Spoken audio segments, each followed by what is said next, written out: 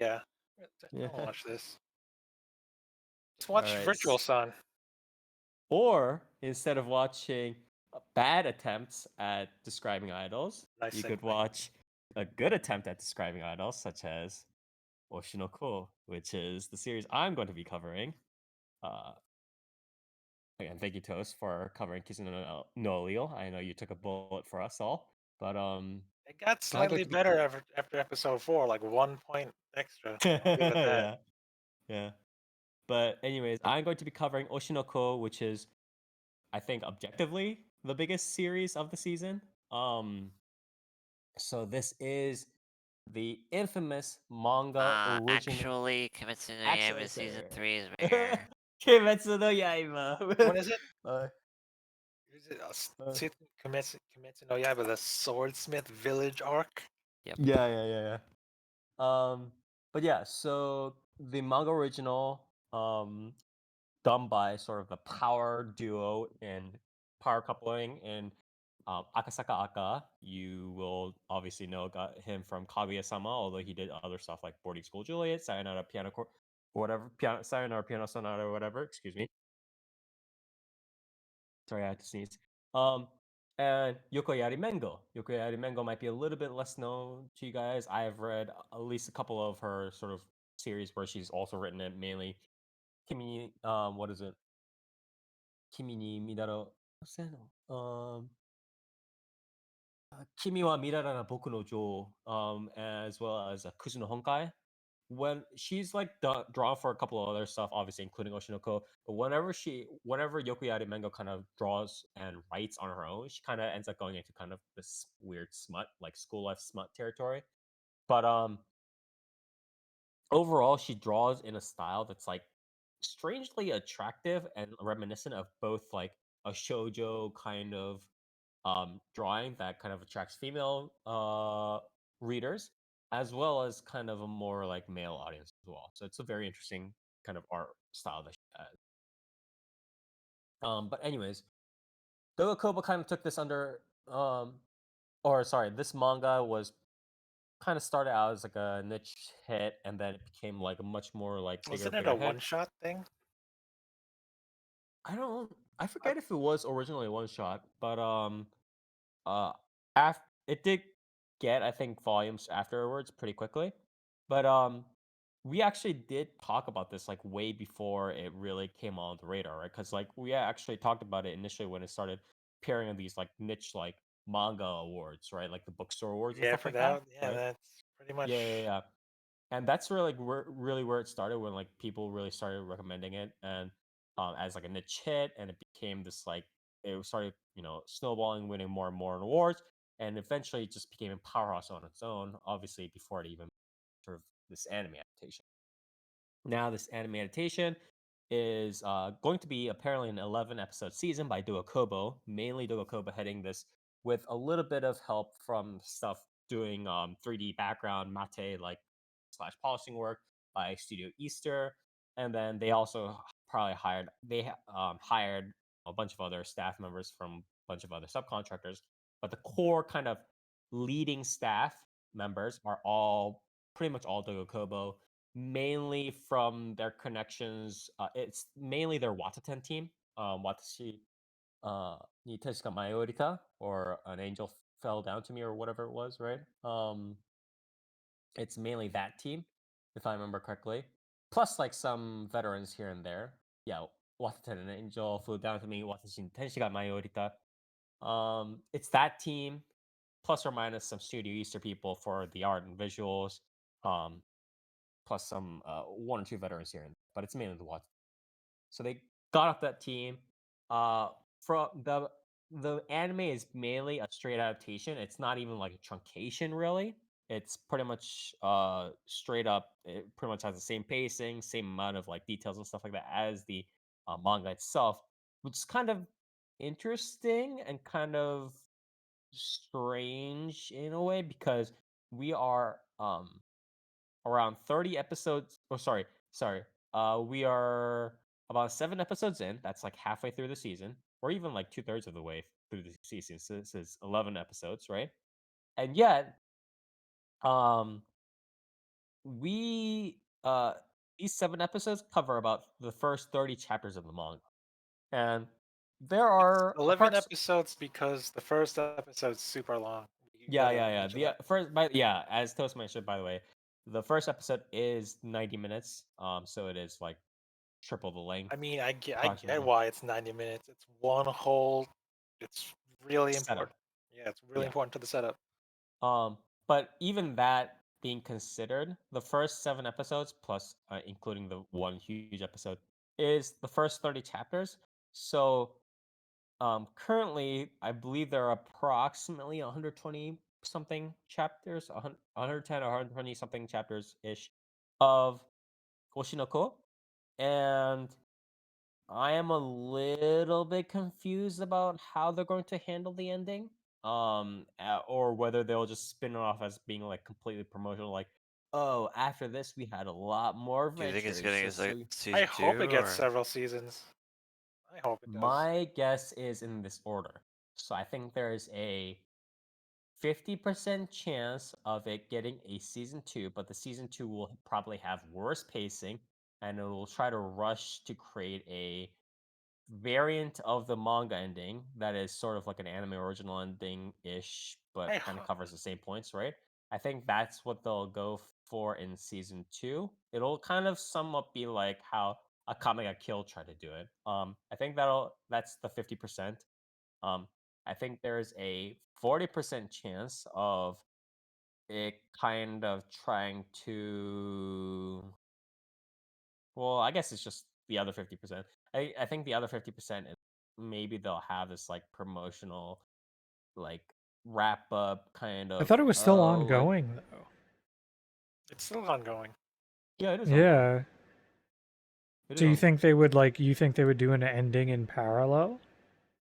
I hope No, they don't. I think for season 2, they might try to make something weird up with the author for like an anime variant ending, unless they really think it's good enough, or not unless they think it's good enough, but unless they think it really has enough money and gas in the tank to warrant like a season 3, like how Kaguya-sama went for it.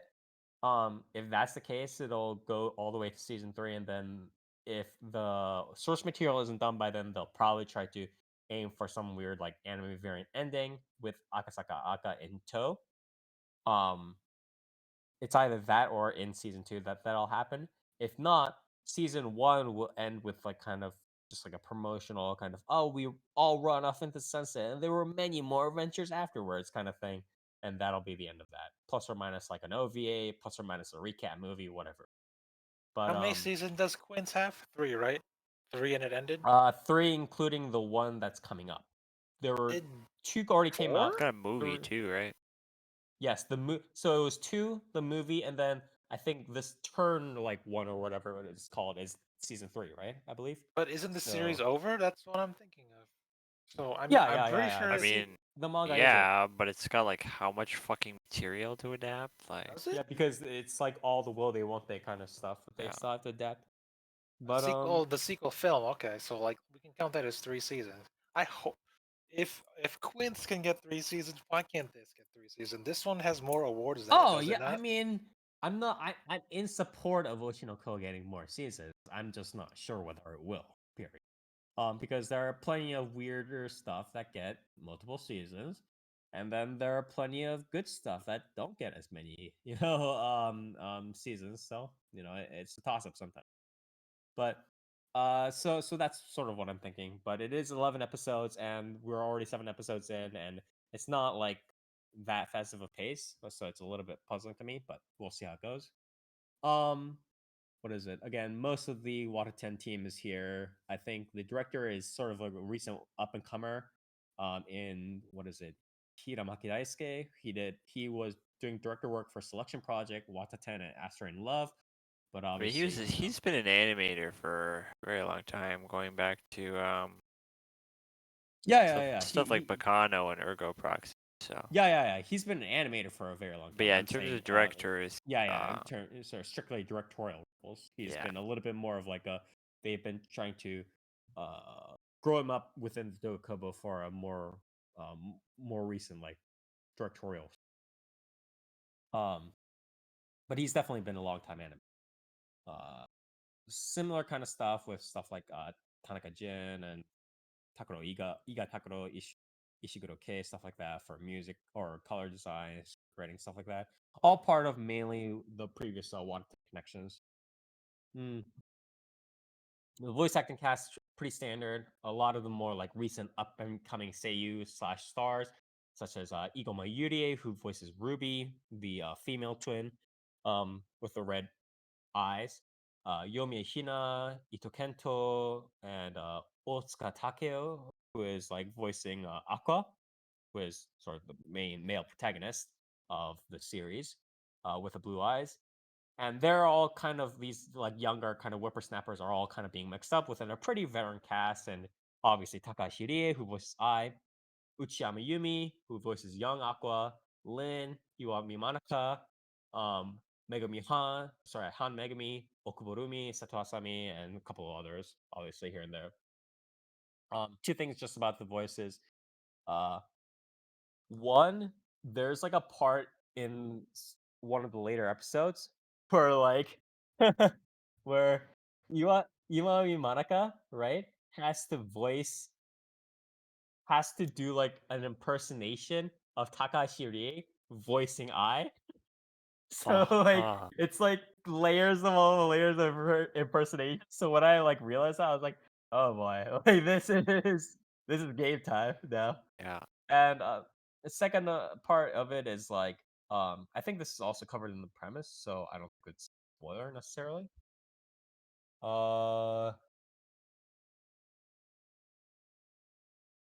oh wait, it might be a spoiler. But Don't spoil anything from episode yeah. one. So I won't spoil anything, It's but what I'll very say is important. that Takashi Rie has to play a pretty. So I've levied some criticisms against Takashi Rie playing some roles here and there. I think most recent was like um when she was voicing like the Realist Kingdom or like one of the other like characters. I think Dark was like Holy reviewing a shit! series, and then I just I was like speaking of Takashi dark. Rie.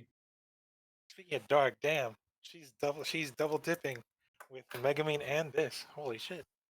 Yeah, I mean, she's getting a lot of She's money, front and I'm sure. center. She's getting a lot of money, I'm sure, and it's not no surprise because it's Takashi Rie. This is her spotlight these days. But anyways, I've had some criticisms about potentially her not necessarily being the most suited for the voice slash casting slash the emotional range necessarily. And I thought that I was an okay part for Takashi Rie, and then there was a pretty heavy and emotional scene that she had to act out with this voice, with this character, that I thought that I'm not sure if she gave it the proper weight. Of course, it was a very, very difficult scene to act out, just because of the weight of the emotions and sort of the topic. I think it was very hard for really any voice actor to do or actress to do. But I'm not sure if she gave it enough justice. I'm not sure if she gave the subject and the context enough justice. And it was a little bit unfortunate because I think that scene could have been very like 100 times more impactful with like the right voice acting, but I think she kind of missed the train on. It's a little unfortunate, but overall, pretty good casting. I think I'll Who's your give it favorite? my favorite. That's uh, my really important question. Who's your favorite character? oh, my favorite character, not voice actor Yeah. or actress within the cast. My favorite character is uh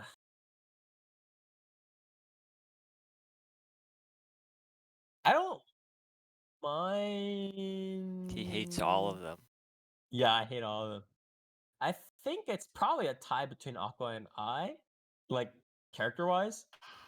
but then like You weren't I gonna say you. also Alright. Okay, sorry. Continue. but I also like Don't I you kind dare of say like it. the director guy that takes him Oh, under. okay. Who was Okay, yeah. Spire, you're safe. Because if you said Akane, we'd have some fighting to do. No, Akane Akane isn't or that like Kana? impressive. Yeah, Akane is kind of whatever. Um, but yeah. Anyways, I guess just a little bit thinking about the audio visuals. For the OPED, the ED is okay, not too super impressive. Although I know it's like a Queen Bee kind of thing, but I wasn't like very impressed overall. But um, the opening, I don't think I need to mention. Or I guess I did. But USOB Idol, it's super good, super addicting. I don't need to really See, go into let's go back detail. to this, Spire. Let's go back to this. What's better, the opening or the official music video? I like both, but I usually like the full version more. And I Exactly. think See, okay, Idol good, full good. version You is get better. it. Yeah. You get it. Um. I believe the Yoasobi full version is way better because it focuses more on I than Mhm. the opening itself. Yeah, I can see that. I can empathize with that for sure. Um, but yeah, YOASOBI Idol, YOASOBI, creating the opening called Idol. Um, I don't think I need to really mention much more than that. It's YOASOBI. They also made a good song. It's likely gonna be one of the contenders for best OP of the year for me. So I mean, it what is are what the it other is. contenders for best opening this season or this year? Because Magical Destroyers. which Yeah, one? let's go destroyers. I have to Yeah, go yeah, yeah, back yeah. and watch. I have to go back and watch stuff. I usually like my memories are really bad. Um, but that and then audio visuals. Dokoba did a very good job. There's not too It much to looks really say. good. Yeah. Yeah, Dokoba usually does a pretty solid job, and then obviously they got hit with truck ton of money from the production committee in order to make this series. So they made a good series. But yeah. Um, Do you going have to anything to say? Or sorry, continue. yeah, this is just before I go into the story, but did you want to ask a question? I was just gonna ask, do you have anything to say about the premise of the story in general? But you're already Yeah, going there. so the general summary is like, there's an idol, popular idol, Hoshino Ai. A There's like a doctor. You don't need to know his No, name. It's no not important. story spoilers, Fire. Yeah. How dare Um, you? this is just the premise that's like written everywhere. It's gonna mainly go over that. But the doctor talks with Hoshino Ai, um, and tries to take care of her, but later dies too because one of her stalkers like kind of chases him down and like pushes him and kills him and stuff like that. So the doctor dies, but then he is reborn as the idol's um one of the idol's twins. So it's like the reason why this idol, Hoshino Ai, was taken in by the doctor was because she was secretly pregnant. And she was pregnant with twins. After the doctor accidentally dies due to the stalker of that idol, he finds himself reborn as one of the twin boy. Um, and then, you know, the rest of the story is kind of just um, him growing up with the others around him, people within the industry, the entertainment industry, the idol industry, as well as other people his age, trying to make it in the industry, whether it's child actors or whatever it is, right? Um, and most of the series is like there's like a mystery kind of subplot to it, that's kind of going on, but it's definitely not the focus. But most of it is this sort of like Aqua meeting different people as he's growing up and taking an observational stance. And the series is generally like having different people react to and talk about the dark side of the entertainment industry, the business, the cruel profit side of the entertainment industry, how idols become brands and how brands take off and how the brands, how like entertainment kind of trades off those brands and makes money off of them, and how you know the society, how society views those idols, and like that's part of the whole like you need to kind of lie as an idol, right? And that's sort of like one of the main kind of like phrases, catchphrases, slash paraphrases that people keep coming back to in the story, right? You need to lie and lie and lie because as an idol, because you want to look happy, you want to look energetic and give people happiness as a public figure, but behind the scenes, you can be sad and you can get, dumped on because you're constantly getting, hate, messages from like random like haters on the internet, or like um people higher ups are working behind the scenes to like exclude you or do something weird to you, or like not caring for you very well, stuff like that. So that's sort of like one of the main kind of themes of the story.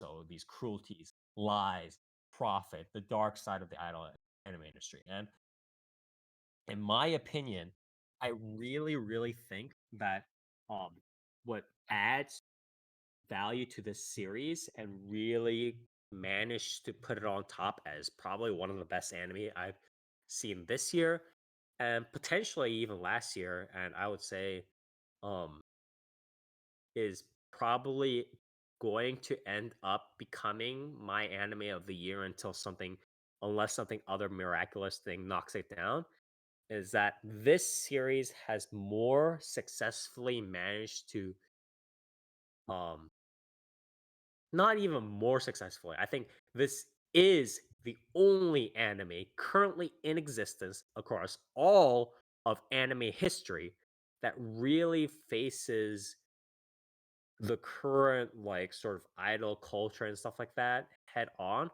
with like the stalking, the negative comments, like people problem, the the business side of the industry, stuff like that, and really um opens up the discussion about these currents and these cultures and these different like emotions that people within like the industry and stuff like that go through, without making them just like trivial reference. Because I think there are obviously other idol series that are like, oh, it's hard to be an idol, and we don't always make it, or like there are struggles, and like, oh, sometimes, there are evil producers, and there are these very like cheesy kind of references in idol and other series and stuff like that.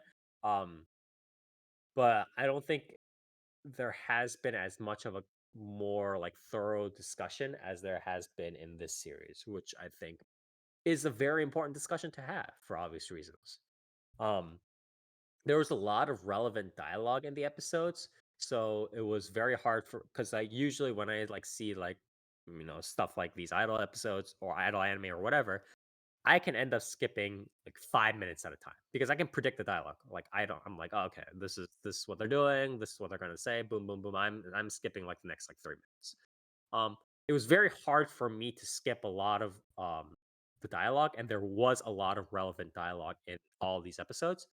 So it was quite hard for me to like skip different parts. But this is not a bad thing. This is a good thing because that's what I expect from an anime, right? I don't expect myself, if I'm like, oh, this predictable dialogue, I'm just gonna skip through it. That's a sign of like a less than stellar anime. And since this series successfully managed to hook me in and keep me listening to the characters, clearly, a sign of a pretty good series. Um, there a couple of things about, I want to say, Akasaka Aka's writing that I want to focus on, which I think is the more important part of this, um, of talking about this series, more so necessarily than this maybe the anime adaptation, because I think the anime adaptation is a pretty straight homage slash like adaptation of the manga original.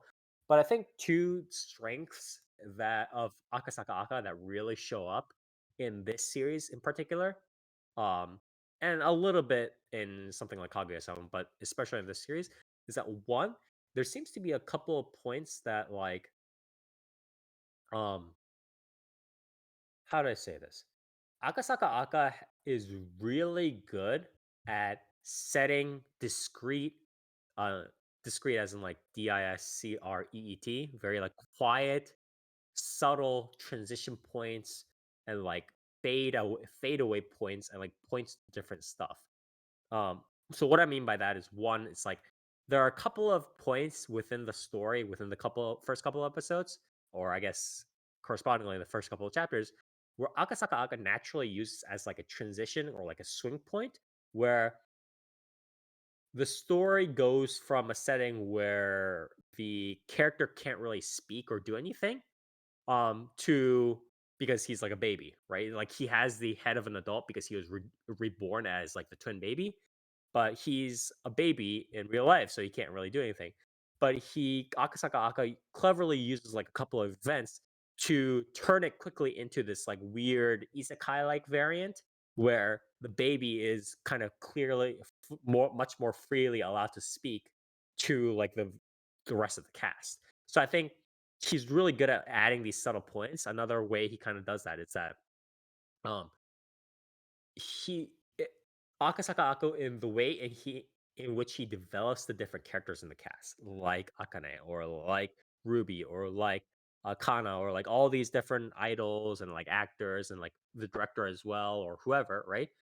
Um, Usually in a standard writer's manga, right?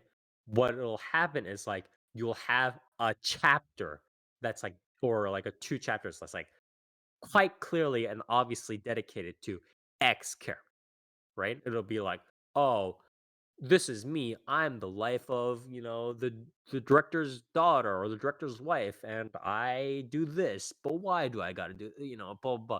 And there'll be a clear set chapter. Akasaka Aka is very good at kind of not doing that and kind of just having these chapters where all these chapters are like a general timeline, a general flowing story. But within it, like in page, starting from page like 18, maybe, the author will, Akasaka Aka will like slightly switch the focus onto this character. And then like after that part of the timeline story is done, maybe the focus will change to this character a little bit. And like he's very good at shuffling these um kind of perspectives around, viewing perspectives around rather, such that all these characters are developing quite properly in their own ways, but it's not like, hey, this is a chapter about X character.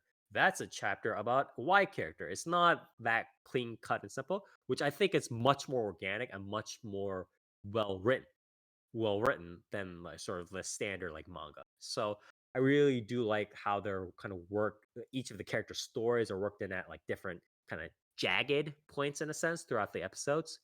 Um so I do think that's um kind of shown in something like Kaguya-sama as well, but I think it's much more or even something like Boarding School Juliet, but I do think it's emphasized in this series in particular. Um I Overall, I do really also like the fact that the setup of Aqua as like a protagonist in the story who's kind of trying to solve like the mystery subplot, obviously. Um, but more importantly, Aqua is sort of becomes this observational Watson like sounding board to see how different people in the idol industry act and how the different people he meets within the entertainment industry perceive the entertainment industry to be and how it kind of goes through stuff. So I think that's a very cool way to do it and much better than just like, oh, I'm going to become the idol, stuff like that. I think this is a much better way to do things. So I do like that setup as well. Um, so two kind of specific things. There was a part though, which um, I think I'm not entirely sure how much thorough research Akasaka Aka did necessarily for like the entire series, because there was a part where the kind of characters, right, are in like a reality show and they go, oh, so reality shows don't have scripts, they have directorial advice.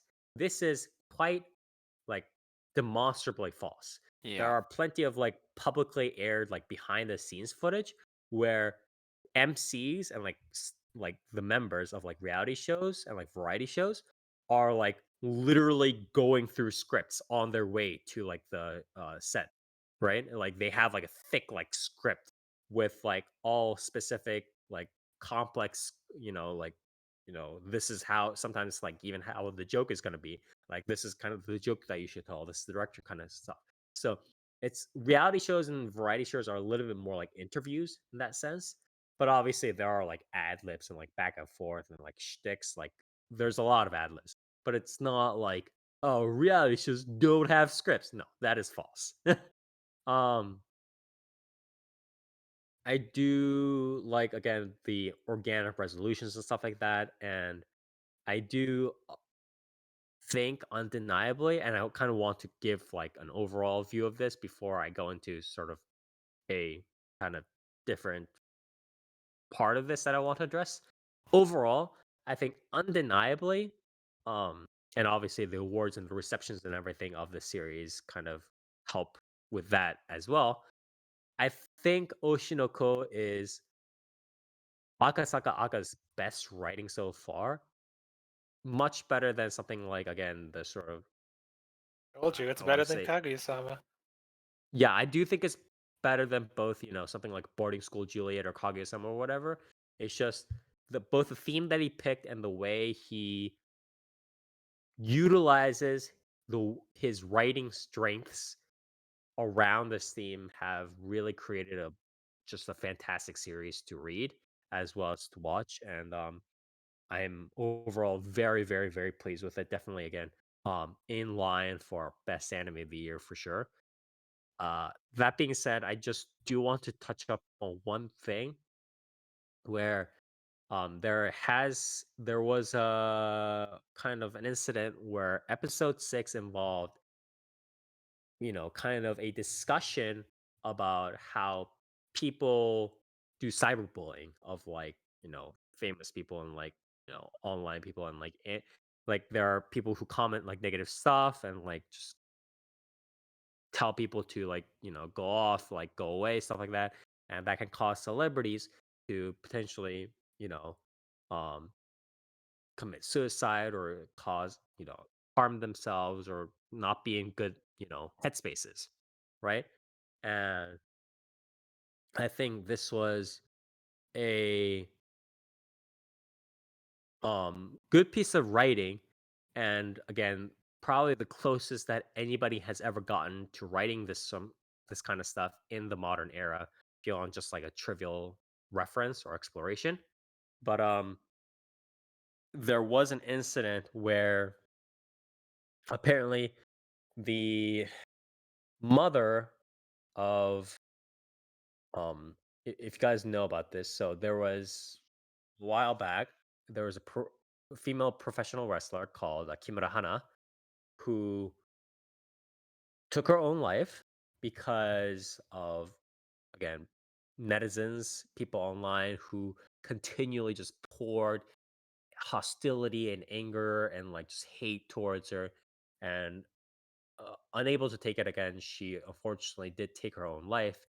And her mother typed up at the conclusion of the anime's episode number 6 saying that like the way that the bullying comments and the structure and like the story flow was set up was essentially just a callous copy of the incidents that um happened with Hana Kimura or Kimura Hana, the wrestler herself in real life. And so the mother accused Akasaka Aka of just kind of just casually uplifting and copying the entire incident, just shoving it into his story without um, much consideration.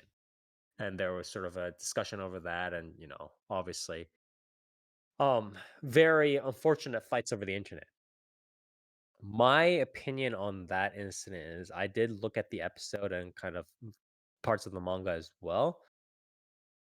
My opinion is that the comments shown and like the way that Akasaka Aka has put up had portrayed the different, like the hate messages and how that kind of blew up and stuff like that was not, I mean, like obviously it was similar to Kimura Hana, but it was pretty much generically similar to how every sort of celebrity, like a pop idol, like K-pop idol celebrity or whoever, right, will get these sorts of like hate messages like, oh, how, like, why are you like this? Why are you so fat? Why are you so ugly? Or like, how dare you do this? Like, aren't you just being lazy? Or like, blah, blah, blah, blah, blah, blah. All these kinds of, hateful comments that don't even make sense, right? I think Akasaka Aka, although he might have taken inspiration from realistic incidents, obviously, I think the comments that were written in the story, the fictional comments that were written in the story, were generic enough so that I don't think that they're really linked to Kimura's unfortunate suicide incident. But I don't really blame the mother too much for responding in a sensitive manner just because regardless of how generic or specific it is a very sensitive topic for anybody that is related to or was related to a cyberbullying and this sort of hate filled suicide related incident.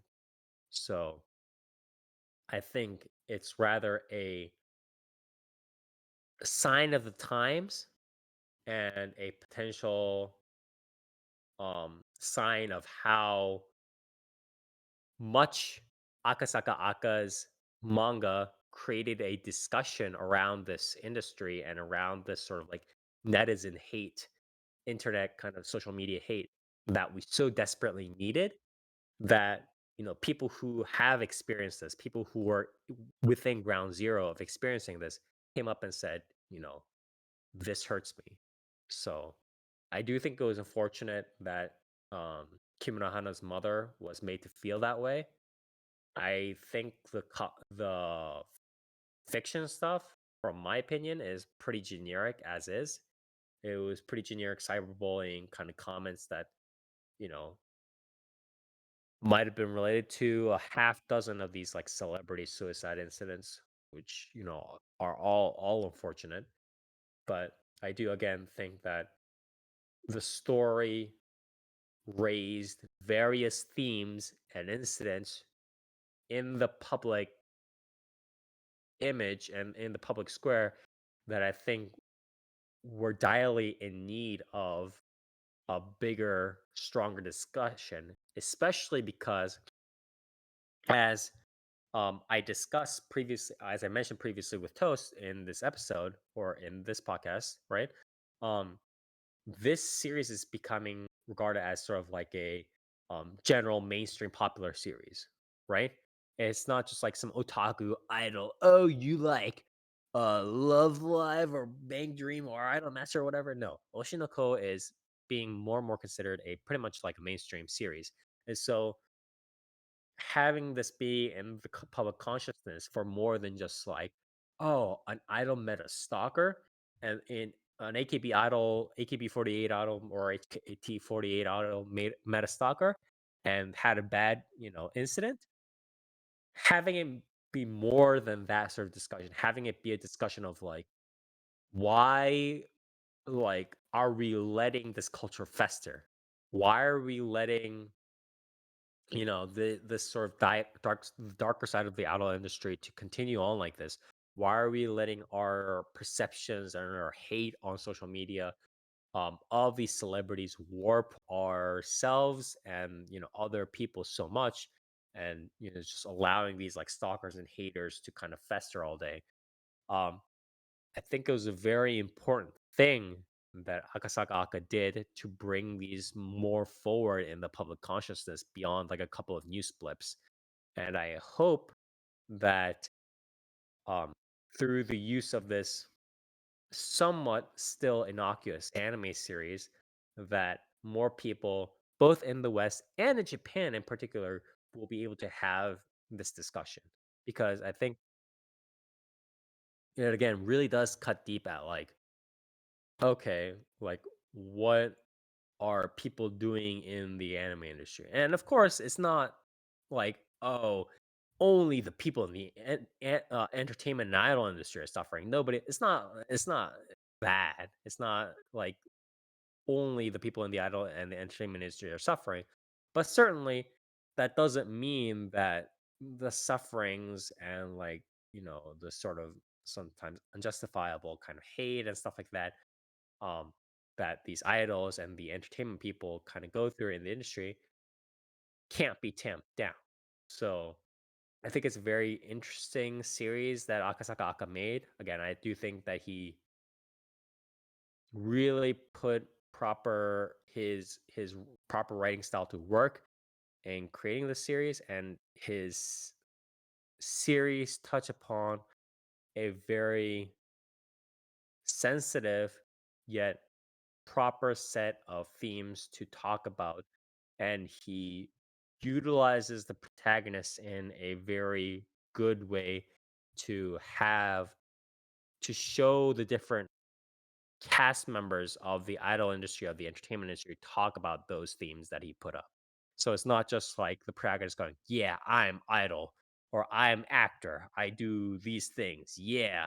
It's not just like that. It's a much more flexible exploration of the topics that Akasaka Aka has set up.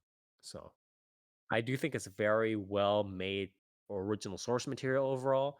And I also do think that Doga Kobo is probably question mark doing the right thing by doing a straight adaptation of it without truncation. Although I am worried about how the ending is going to resolve within the anime again because it has only 11 episodes for the first season. It's probably going to get a second season, but I don't know how that'll resolve either. So we'll have to see. But so far, I am satisfied a lot with both the source material as well as the adaptation. I think it's just hitting on all fronts.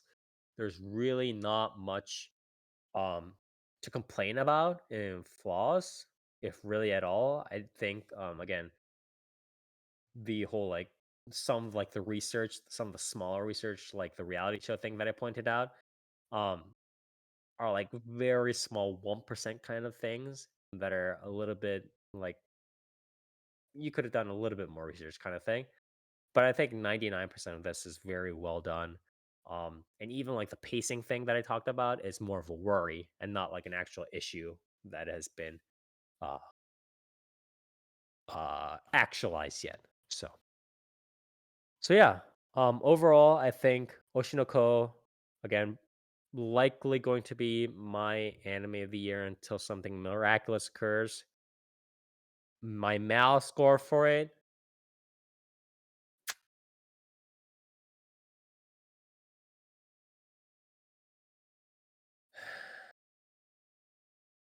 I have to be careful because it's like I always want to think about like all the other series that I've usually like rated, and I don't want to be in a situation where like somebody will be like, "But you rated this blah blah blah." Um, It's okay, Spire. We know nothing will rate as high as Sakura Trick. Sakura de Trigo, yeah. Don't worry, Um, Spire. Do you want me to say my mouth score first? no, I'll say it. My mouse score will be 9.9 for this series. It is very close to hitting all the bases, I think. It is very close. And it also achieves, and it also, again, what I keep telling everybody who listens to the podcast is I expect anime to go above and beyond, not just be like on top of everything, but go above and beyond and achieving something within the medium that is anime. And I think right now with both the source material and like how it kind of approaches it and how it kind of does discussion, it certainly does do that. So definitely, I think about as close as to um, a pretty perfectly well-rounded series as one can get. So I will give it a 9.9. But Spire, you're basically saying it's the idol version of maid cafes. What? It's the idol version of a Akiba Maid War because that was also a I did take not. on. maid cafes. That was a very different take on maid cafes. So I you're think saying, Akiba well, Maid Wars take on maid cafes was a very different take. Grounded in reality. Yeah, grounded in reality is shooting everybody in the face. But I think that was a very different take than Oshinoko's take with the idol industry. but Spar, you have yet to address the important thing. Mhm. What What is does the Oshinoko in Oshinoko mean? it? Oshi. You get it, Spire? There's two meanings, Spire. Which one do you stan? um.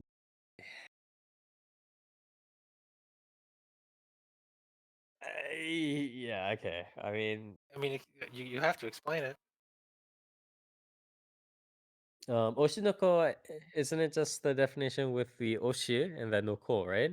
But it's like, so for those of you who don't know what like Oshi is just like um the idol that you're a fan of, essentially. Like essentially in K-pop terms, it would Who be do you like who stan? do you Yeah. stand or who's your bias or whatever the fuck they call it these days.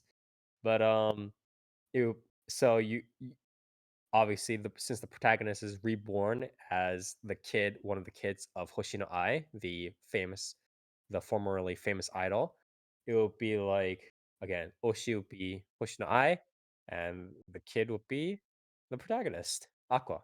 That's So one meaning. Now say the other one. I don't know what the other meaning is. It's Isn't it probably gone over my head. my beloved idol or my beloved Oshi? That's what the ko in that one stands for. So Uh, there's the one about, oh, it's my favorite idol, but then ko also means child, so it's also my idol's children. Get it? Damn, pulling a Kojima again. yeah, I don't know. Anyways, so yeah, overall, I do think it was pretty much close to a kind of above and beyond kind of A+ series that I will give it as I will get. So with that, I think again I I'll will give it a also say 9.9. it's probably anime of the season. Yeah, likely anime of the season for me at least. So I will give it Oshinoko a 9.9. And yeah, again, I just there are so many bases that it hits correctly and so many places where it just goes above and beyond. So I would definitely suggest you guys watch it. If you guys like Kaguya-sama as well, I think this is definitely a leap above even that. So please do check it out if you guys want to have an anime that has a more realistic discussion about the darker side of the idol and entertainment industry. Please watch this as well.